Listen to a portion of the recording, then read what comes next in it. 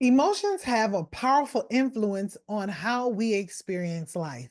Sister leader, what if you could master your emotions instead of letting them control you? Today, we're exploring how to strengthen your emotional wellness so you can live with more peace, resilience, and confidence. Welcome back to the Inspired Well Minded Woman Show. I am your host, Dr. Denise, your wellness mindset and resilience coach. And today, we're diving into emotional wellness. Emotional wellness is so much more than trying to feel positive all the time. It's more than thinking positive all the time. It's about learning to understand and process and manage your emotions in a way that supports your mental and physical well being. Before I dive in, I'd like to invite you to take the free Well Minded Life self assessment. This assessment helps you to understand where you currently stand in your wellness journey. Taking this first step can give you clarity on which areas of wellness you need to give more attention to. You'll find the link in the show notes below. So you can go ahead and click that link and get started. Now, back to emotional wellness. Emotional wellness isn't always about being happy, positive thinking, and walking around like woo woo all the time. Everything's just great and lovely. No, it's not about that. It's about knowing how to manage and process your emotions in healthy ways. See, life happens to us all, and we know life has its challenges, and we all experience emotions like stress, frustration, and disappointments. I definitely know I've had my share. So, and it's expected, it comes with the territory of life, right? You'll have your trials, you'll have your tribulations, you'll have your tests, you'll have your highs and your lows. But always emotional wellness allows us to handle these feelings of overwhelm, frustration, and stress without being overwhelmed by them. See, believe it or not, you have control. When we focus on emotional wellness, we can approach life with a greater sense of power and poise. This isn't just this isn't just good for our minds, but it's also good for our bodies. Yes, see, it intertwines with physical wellness. See, studies have shown that managing emotions effectively lowers stress, supports immune function, and boosts resilience. And what this means is that mental emotional strength is a foundation for a healthier, more balanced life. So, Sister Leader, let me ask, how often do you feel like your emotions are running the show? Perhaps you feel stressed, frustrated, or even overwhelmed, and it seems like no matter what you do, you just can't find your relief. It feels like every small thing is just piling up on you and it keeps piling up on you, one thing after another. And before you know it, you're exhausted and emotionally drained. And what happens when you get to that point? Are you short and snappy towards others? Maybe to the cashier, your server at the restaurant, the person at the dry cleaners, maybe a little road rage, or maybe you take it out on your significant other. See, think about how often your frustrations have been taken out on undeserving persons. Think about how often it's been done to you. Someone has misdirected frustrations that have come at you. That didn't feel good, did it? I know it doesn't when it happens to me. So if you can identify to any of these things that I just mentioned, My next question to you is, well, how long does it take you to become aware of this mood when you're in that mood? See, you're in total control. And I know if you've never heard this before, then I'm grateful to be the first one to tell you this, but you have always been in the control of your emotions, or at least how you express your emotions and how you will let them affect you. I can't say that I've struggled with low emotional wellness or low emotional intelligence. I'm sure I've matured over the years, and we mature in different ways at different times in our life.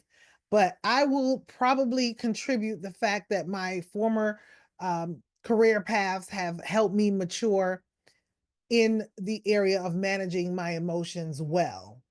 There are always consequences to how we show up, our level of professionalism on and off the job.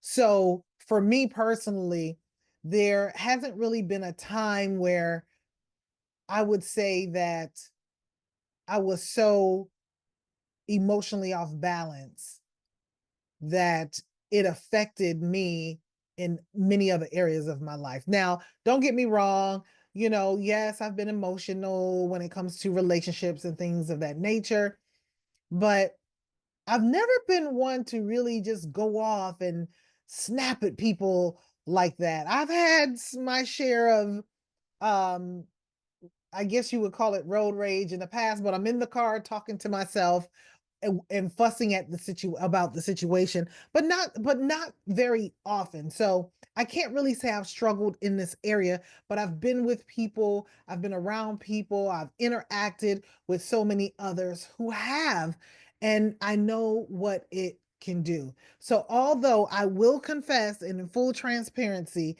I can remember one time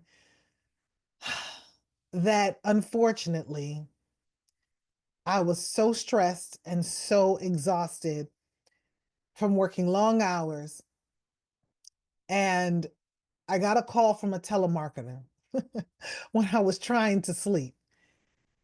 I answered the phone, and when I realized it was a telemarketer, that was at that moment, that was the worst thing it could be. But I snapped at the telemarketer at the time. And I will tell you, I felt horrible afterwards. I felt horrible. And I almost called the company back and asked to see if I could be connected to the person who had dialed my number just to apologize. However, I did not do that, but I felt horribly afterwards. And I said, this is not me. This is not how I operate or show up. Yes, I'm tired. Yes, I'm exhausted and irritated in that moment, but he didn't deserve that. And I don't want to ever do that to anyone again, and I certainly don't want it done to me. But I can definitely also remember a time in my life when I was constantly stressed, when I felt like I was carrying the weight of the world, reacting instead of responding. And while in my mind, my thoughts were racing, it felt impossible to find inner peace, even though I appeared calm and collected on the outside.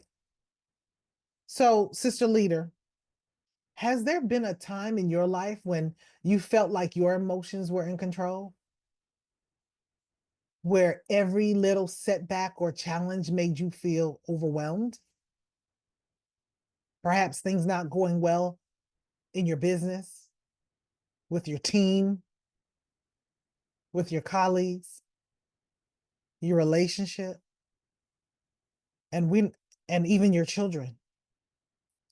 There's so many different things that's coming at us day in and day out in life that can be taxing to our emotions. And if we haven't developed the emotional maturity and strength, the resilience to navigate ourselves through those challenging times, your emotions can be the one guiding your actions and how you show up. And I can tell you that I have seen how the lack of emotional control has cost people their freedom, their job, and even their relationship. So, in my years of law enforcement, I come in contact with a lot of people for a lot of different reasons. It's not all about crime. It's also about public safety and getting involved in the community. And I believe I was officer friendly unless the situation required something else. Now, the people that I've seen who became irate easily and just fly off the handle, when the years that I was in law, over 8 years I was in law enforcement, I will tell you that it never ended well, because whatever's going on in your mind that causes one to respond in such an irate, irrational way, and you 9 times out of 10 they end up doing things that really cost them their freedom, that could also affect their jobs. So I've seen so much in my journey of life. Thankful to the career paths that I've had, because it opened me up to a whole nother level or realm in this world that many people don't aren't aware of. But it's just something about being in law enforcement. It seems like you're attracted to so many other things that just a normal citizen will probably not even recognize or see. And I'm grateful for the experience, because I wouldn't believe that had somebody else shared stories of the things that I've seen and experienced and dealt with firsthand. If someone were telling me the stories of things that I've seen and known and experienced, and how people react, um, out of anger, out of fear, out of frustration, um, in challenging times, and what it can cost them, I wouldn't believe it. But I've seen it firsthand. I've experienced it firsthand in dealing with these people, and often, many times, it's just the stress was overwhelming, and whatever they were dealing with was added on top of the pressures that they were already dealing with. But there's a solution for you and anyone who is willing to invest in their personal development and their personal growth and in their health and wellness.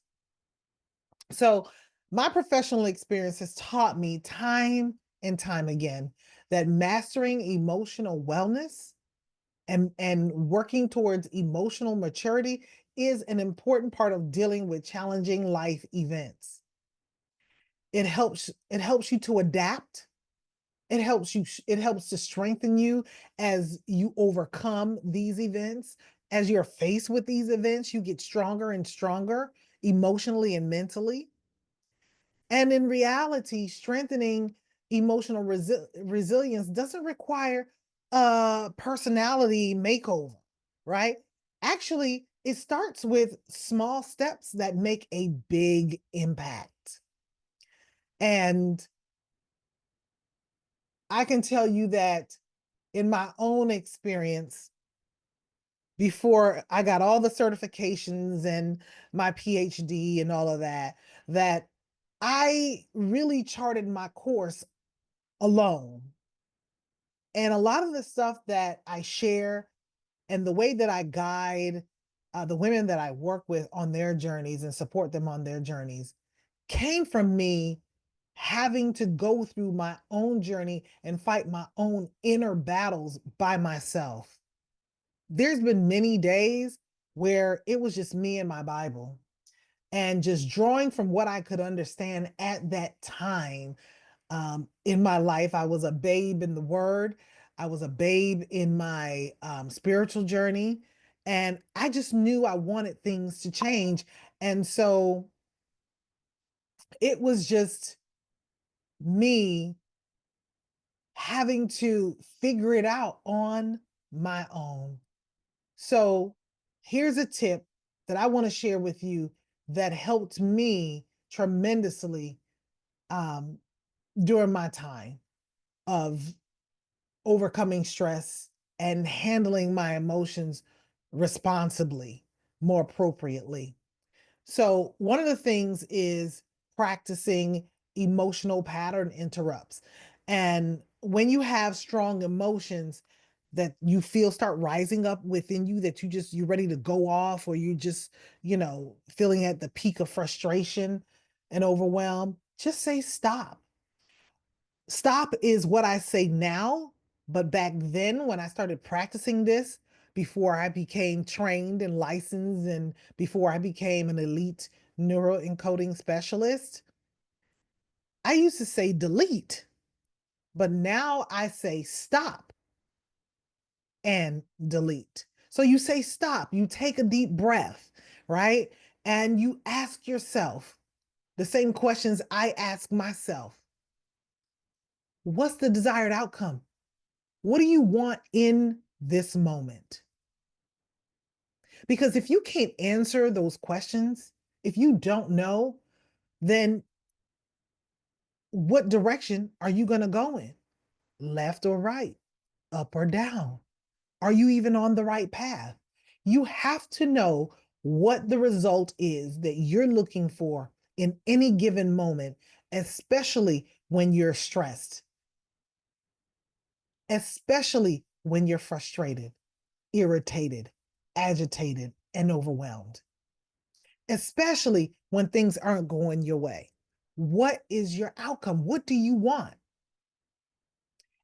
See, what happens is people tend to focus on everything that's going wrong with themselves and in that situation. And then the frustration gets greater. It's building more and more pressure within yourself.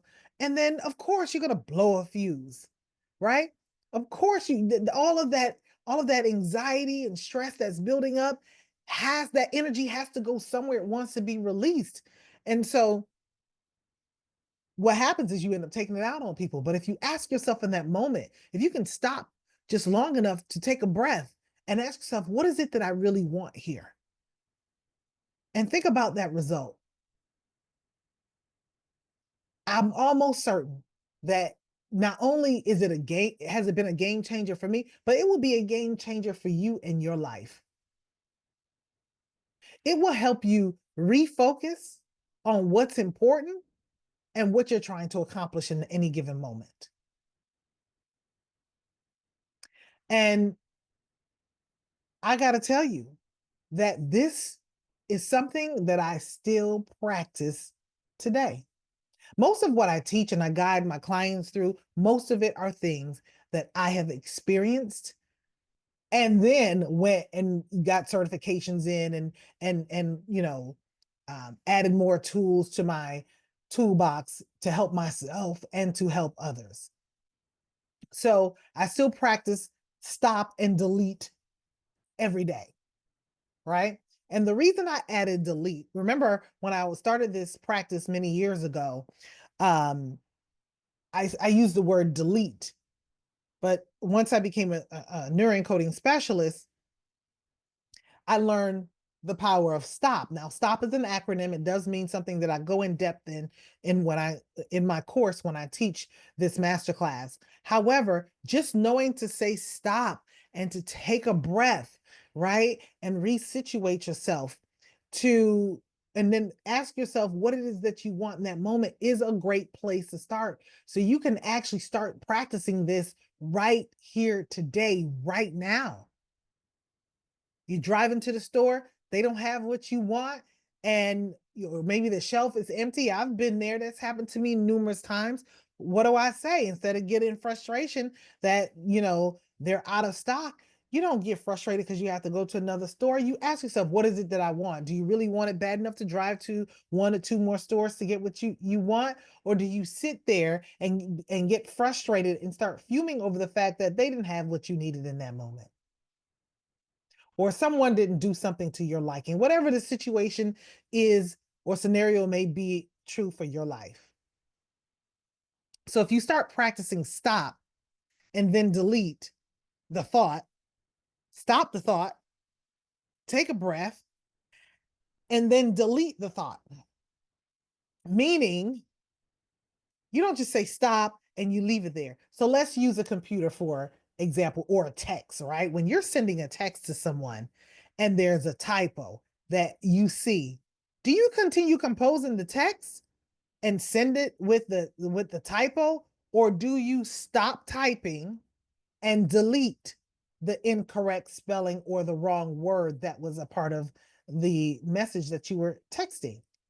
Naturally, most of us anyway, we stop, we delete the wrong word or the misspelled word, we delete it, and then we correct it. Well, it's the same thing when it comes to your thoughts and your emotions. So start practicing today saying stop and then deleting the thought and focusing on the outcome that you're looking for. I'm telling you, it is truly a game changer when you do it and you become more fully aware of it. Another key step is to pay attention to your thoughts. See, our thoughts are directly linked to our emotions.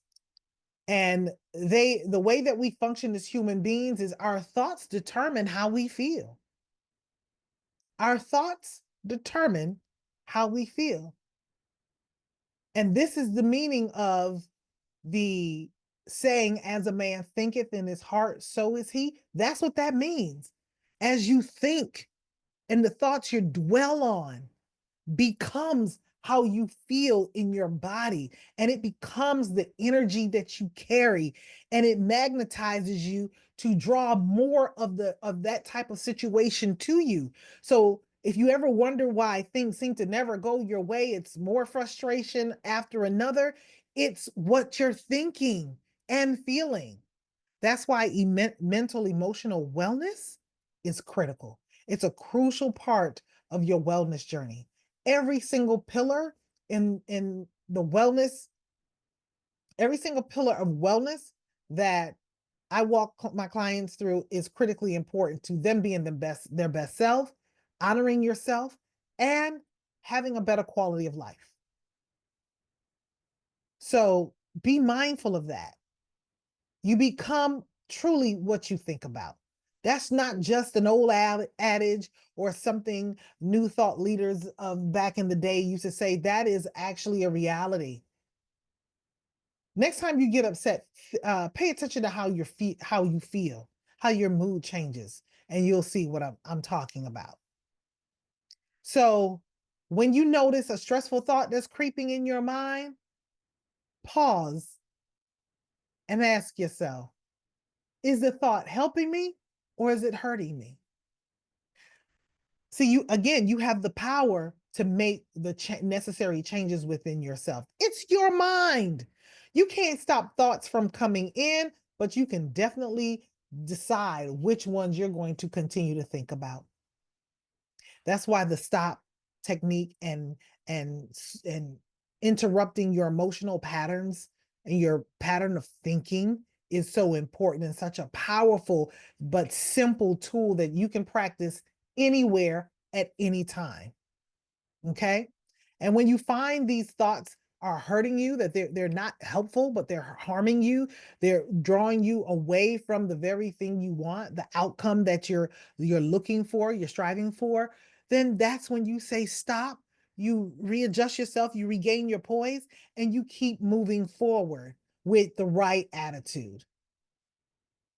Sometimes we struggle with trying to change things that are beyond our control. And we don't want to continue in that way. It's not helpful. It's not helpful. And if it's beyond our control, then what are we doing anyway, right? So, with this level of awareness and interrupting the pattern and stopping the cycle of stress will bring you more peace within yourself and into your life. You won't know until you try it. So, try it, give it a try. You may find when you take the free well-minded life self-assessment that maybe emotional wellness is an area you really need to focus on. And if that is true for you, it's okay. We all start at different paths and on different pillars. The key is to get started so you can show up and be a better you. So, Sister Leader, I want you to know that I'm here to support you on your path to wellness. So, how about we support each other on this journey to mastering our emotions?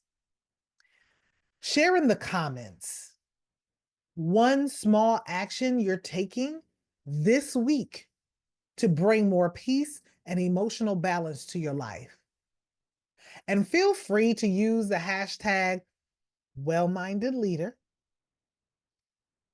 so we can connect, so I can celebrate with you for taking this powerful first step in a direction of a more fulfilling life. And if you are ready, really ready to take control of your wellness journey and build emotional resilience, I want to invite you to join me in the Step into Your Best Self 30-day Walk to Wellness challenge that will be opening up soon. So join the wait list. And that's all you can do right now is really get on the wait list. So when it actually opens up, you'll be the first to know. And I'll be doing it every time I launch it. Of course, I am already out there cheering you all on, encouraging you. And so you can join me in that challenge as well. Now, this experience is a step towards a healthier and more balanced life, whether you're looking to reduce stress, gain more energy, or focus on personal growth. This 30-day journey is here to help you make lasting changes. So let's take our wellness to the next level and secure your spot on the wait list through the link in the show notes. And let's walk this path to our best selves together. All right, Sister Leader. Emotional wellness, we've covered today, and I shared some things and examples and my experiences that I hope help you to understand how important and critically important that this pillar is. Again, all of the 6 pillars are important, but perhaps this is an area where you need to start, because emotional wellness is the foundation of living a life full of inner peace, confidence, and strength. Remember that it's not about being perfect here. We're about progress, not perfection, and about making progress in the right direction of whatever your goal is. So take the steps that support your well-being every day, whatever that is. Take those steps. I want you to know that from my heart, how honored I am to walk this journey with you. So be sure to join me next week as we explore the next pillar of wellness and as we continue to prioritize our wellness. Sister Leader, let's soar higher together.